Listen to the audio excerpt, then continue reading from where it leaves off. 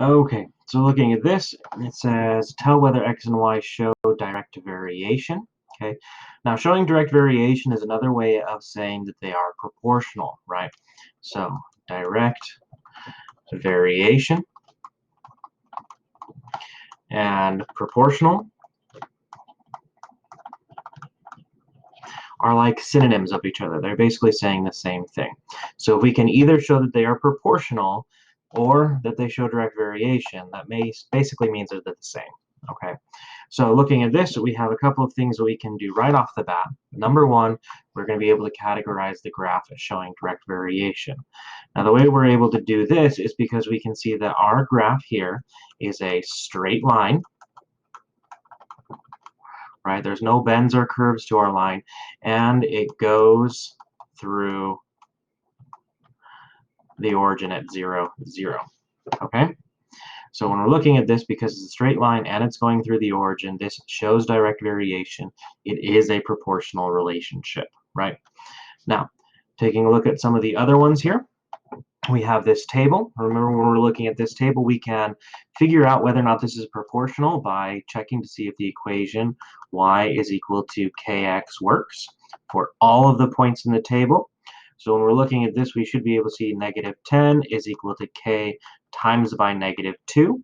So we're going to find out that k is equal to positive 5. So we're going to check to see whether or not this works for all. Negative 2 times by 5 is negative 10.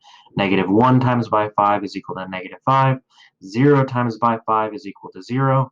And 1 times by 5 is equal to 5. So this does work on this one here. So this one also is proportional. It is also showing direct variation. Okay? Looking at these next two, when we're looking at these next two, what we're going to try and do is make them look like this equation y is equal to kx. If we can make them look like that equation, then they are going to show direct variation. So what we're going to do is try and get y by itself and have nothing next to the x but multiplication. Okay, so when we look at this, we're going to be able to see that we start with 1 over 4y is equal to x. In order to get y by itself, what we're going to do is we're going to multiply by the reciprocal of 4 over 1. That's going to cancel out. We're going to be left with y is equal to, now because I multiplied by 4 on this side, I have to multiply by 4 on this side, because I need my equation to stay balanced, so I'm left with 4 times by x.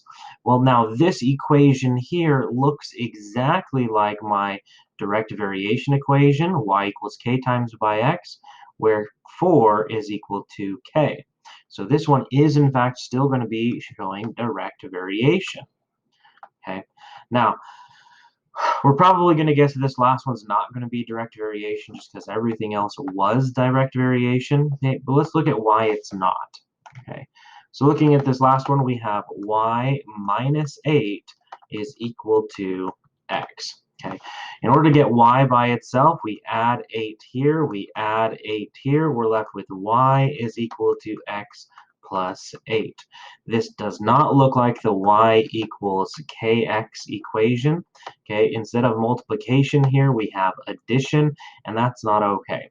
Okay, we can't have addition. We can only have multiplication, and in instance of rewriting it, we can have division, right? But we would only be looking for this equation right here. So in this last one here, we would not be able to use this one. Let's check our answer, make sure we got everything right. Wonderful. We should be good.